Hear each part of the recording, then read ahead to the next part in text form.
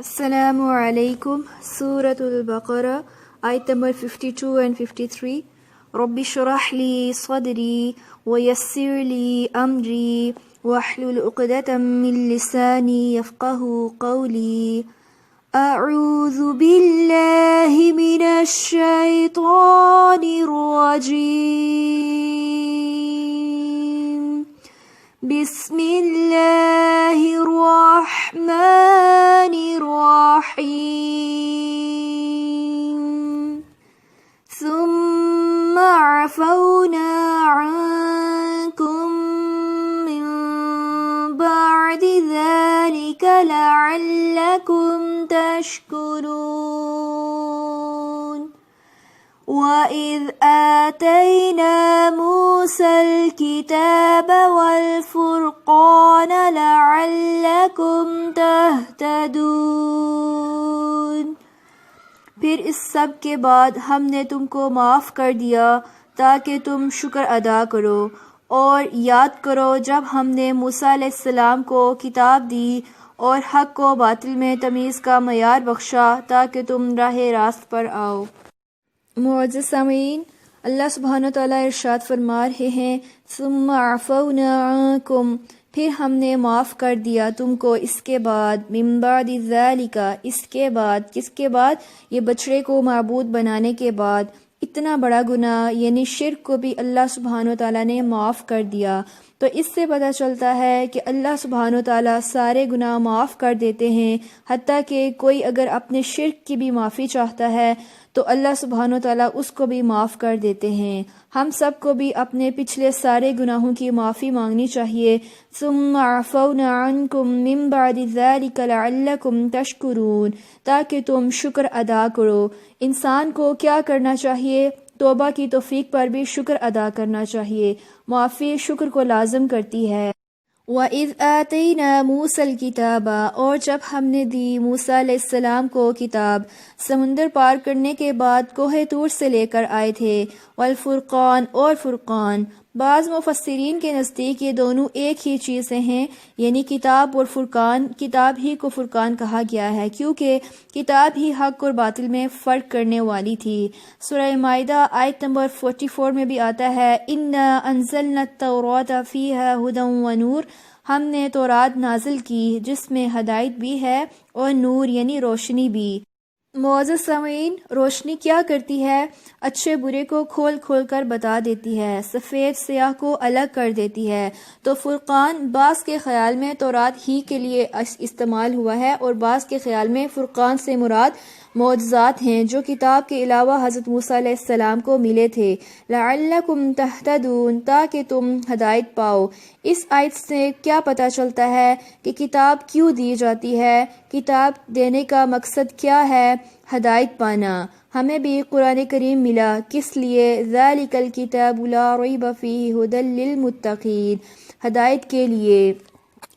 معزز سامعین، قرآن کریم پڑھ کر ہی انسان کو ہدایت ملتی ہے، روشنی ملتی ہے، راستہ ملتا ہے، علم کے ساتھ ساتھ عمل کی توفیق بھی ملتی ہے۔ کتاب ہمیں موٹیویٹ کرتی ہے۔ کتاب میں صرف احکام نہیں ہیں، اس سے ہمیں یہ بھی پتہ چلتا ہے کہ ہمیں کیا کیا، کیسے اور کب کرنا ہے۔ وَإِذْ قَالَ مُوسَىٰ، اور جب موسیٰ علیہ السلام نے اپنی قوم سے کہا، یعنی بنی اسرائیل کو، یا قومی، اے میری قوم، اِنَّکُمْ ظَلَمْتُمْ أَنفُسَکُمْ، تم نے اپنی جان پر ظلم کیا ہے۔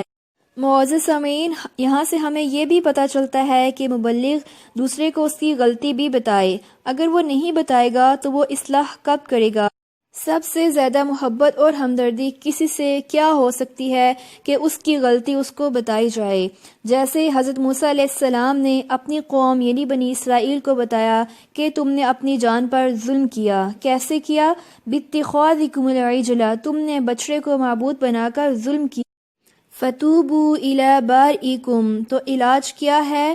اب کیا کرو؟ اپنے رب سے توبہ کرو۔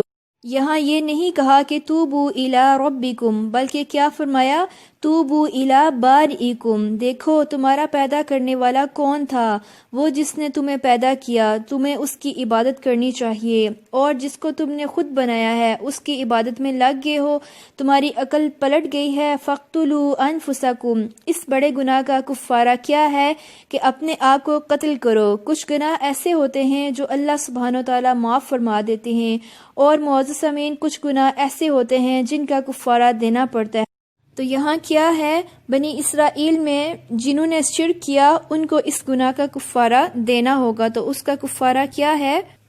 فرمایا ایک دوسرے کو قتل کرو، انفسکم، اپنے نفس کو۔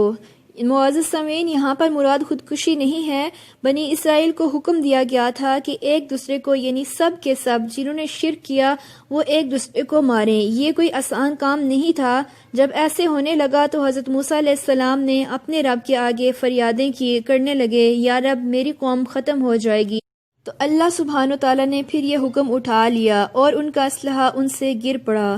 ذالکم خیر لکم عند بارئکم، یہ بہتر ہے تمہارے لیے تمہارے رب کی طرف سے، یعنی توبہ کے لیے یہ کرنا ہوگا تمہیں۔ فتاب علیکم، تو وہ رب مہربان ہوا تم پر۔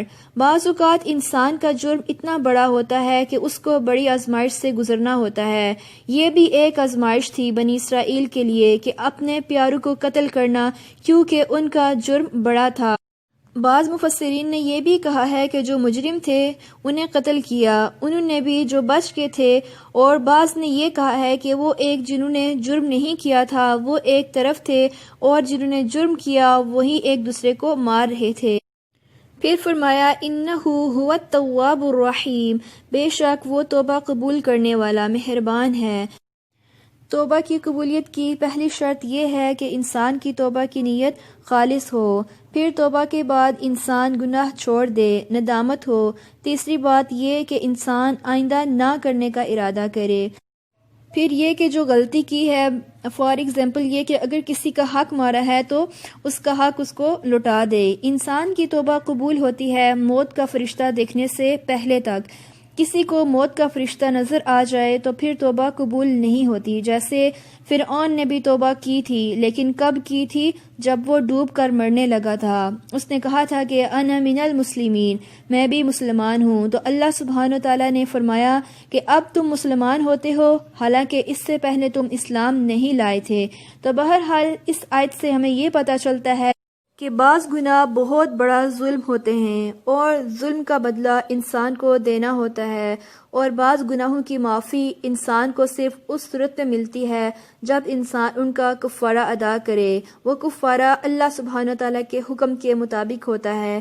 بنی اسرائیل کے لیے کفارہ قتل نفس تھا، لیکن ہمارے لیے مختلف گناہوں کا کفارہ ہمیں بتا دیا گیا، جیسے قسم کھا کر کوئی توڑے، اسی طریقے سے روزے کا کفارہ وہ بھی بتا دیا گیا کہ اگر کوئی روزہ توڑے تو اس کا کفارہ کیا ہوگا۔ اللہ سبحانہ وتعالیٰ سے دعا ہے کہ وہ ہمیں اپنے رستے پہ چلنے والا بنا دے۔ سبحانک اللہم وبحمدک، نشہد ان لا الہ الا انت، نستغفرک ونتوب الیک۔ السلام علیکم ورحمۃ اللہ۔